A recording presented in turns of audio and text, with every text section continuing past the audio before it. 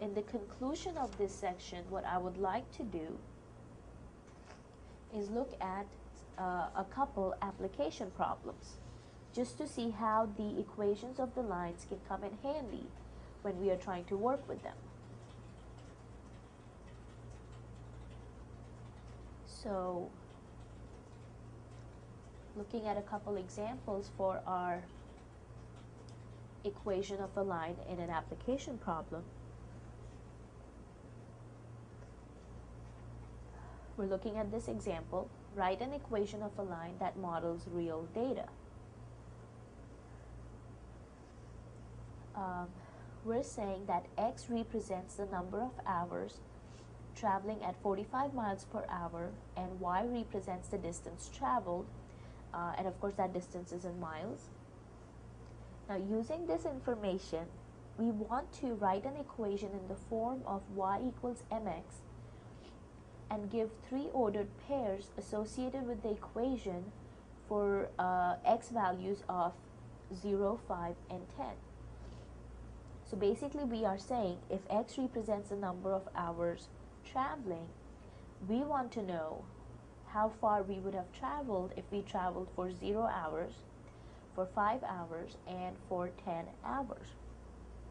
And to do that, we need to write the equation in the form y equals mx.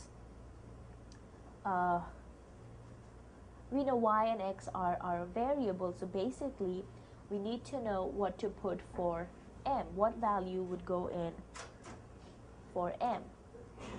Now, the one thing you can see that we are talking about here, it says right here, x represents the number of hours traveling at 45 miles per hour.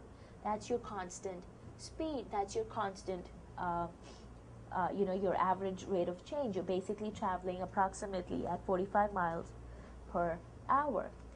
So the idea is, when you are trying to put this in the equation form,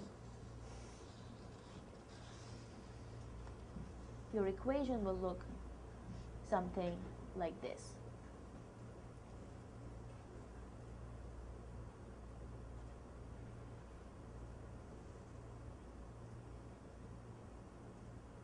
You can see we have y equals mx, which is y equals 45x, where 45 represents your average rate of change or your average speed that you're traveling at. Now that we have the equation that we are looking for, it's easy for us to come up with the solutions for our given ordered pairs. So we need to come up with three ordered pairs associated with the x values of 0, 5, and 10. Now to do that, we can do something like this. You have x value of 0. So in your equation here, substitute your x with a 0, and of course your speed will stay the same, your rate of change will stay the same.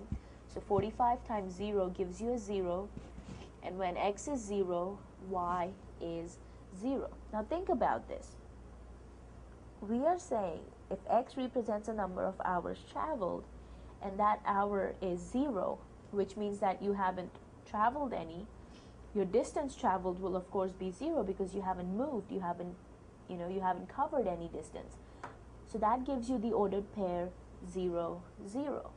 And you can put it in this table format if you like. And so here is when your value for x was 0, your value for y was also 0. Okay. You can do the same sort of calculation for the other two values of x. The other calculation we had to do was what happens when you've traveled for 5 hours.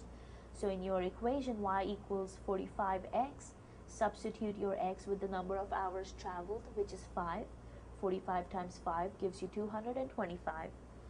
So that tells us if you're traveling at an average speed of 45 miles per hour, after 5 hours you will have covered 225 miles.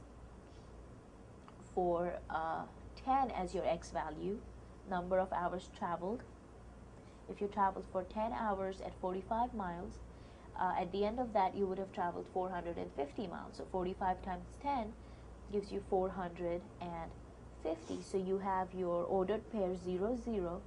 For 0 hours you've traveled 0 miles. For 5 hours you've traveled 225 miles. And then for 10 hours you've traveled 450 miles. So that's one way of writing it. The other way of representing the ordered pairs could be in a table form, and you could write it as your X column and Y column, 0, 0, 5, 25, and 10, 450. So those are just two different ways of writing the answer.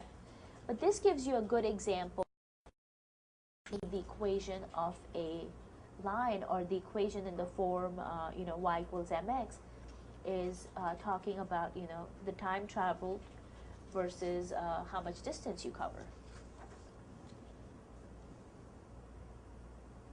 I also want to look at one more example here, just to show you how we can use this idea of the equation of a line to model real data. Now in this example, we're talking about a cell phone plan. Okay, so let's look at this problem here. It says a cell phone plan includes 900 anytime minutes for $50 per month, plus a one-time activation fee of $25. A Nokia 5165 cell phone is included at no additional charge. So that's the information they're giving us. Now they're saying let X represent number of months of service. So how long you keep the phone, that's what X will be in terms of months. Now, if you sign a 2-year contract, how much will this cell phone plan cost? So that's the final answer we're trying to come up with. We're going to try and break this down into 3 sub-questions. The first one says, first we need to come up with an equation in the form y equals mx plus b. Okay? Once we come up with that equation, we will then find and interpret the ordered pairs associated with the equation for x equals 5. Okay, so the first thing we need to do is come up with the equation. Then the next thing we will do is find and interpret the ordered pair when x equals 5. So that means if we have the phone for 5 months, how much will it cost us? And the last thing we will do is answer the question, which was, if you sign a 2-year contract, how much will the cell phone plan cost you? So let's go ahead and take this one step at a time. We will start with part A, answer our first part, which is find the equation in the form y equals mx plus b. Alright, so let's go ahead and find our equation in the form y equals mx plus b. Now, remember that y gives us the cost of the plan. So, how do we come up with our equation here? Now, let's take a look back at the problem. It says that the plan includes 900 minutes for $50 per month, and there's a one-time activation fee of $25. So only once it will cost you that $25 for activating your service, and per month you're going to pay $50 for this service. So if X represents the number of months, that tells us that 50 times X will give you your monthly cost, depending on how long you have the phone. And the B represents that one-time cost, that one-time activation fee that you will have to pay. So you will have $50 per month to pay, depending on what X is, and plus you have that additional cost of $25. So using that information, our equation will be y equals 50x plus 25, where, once you put in the desired value for X, you will come up with how much the plan is going to cost you. So that's all we have to do in part A, is write that equation. Now part B said, find and interpret the ordered pair associated with the equation for x equals 5.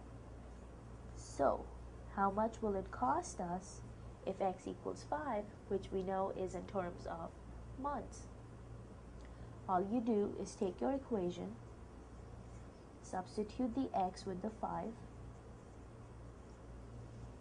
and let's see what we come up with.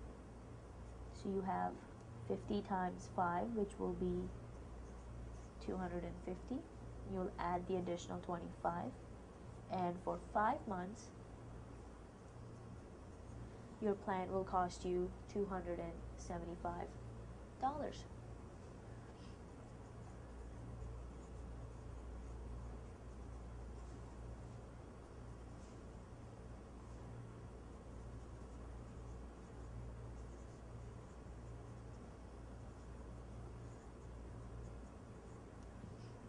Okay, so that takes care of part B as well. How much does it cost for 5 months?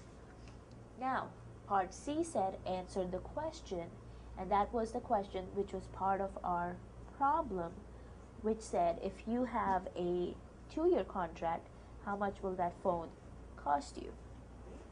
So we're still looking at the same equation here, y equals 50x plus 25. Now, the thing you have to remember, you have a 2-year contract. With a 2-year contract, what do we put in for x here? What number will we substitute for x? Do we put in 2 or do we put in something else? Now remember, x is in terms of months.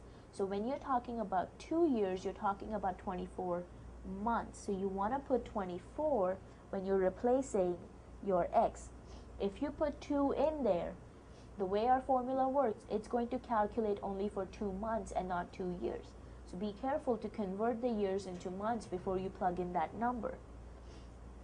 And now we can go ahead and solve this. So you get 50 times 24, which is 1,200, and the additional cost of $25, which will give you a total of 1,225. So basically, for a 2-year contract,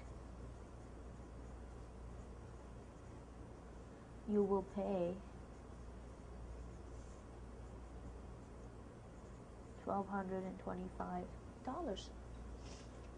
And that is basically the end of section 7.2.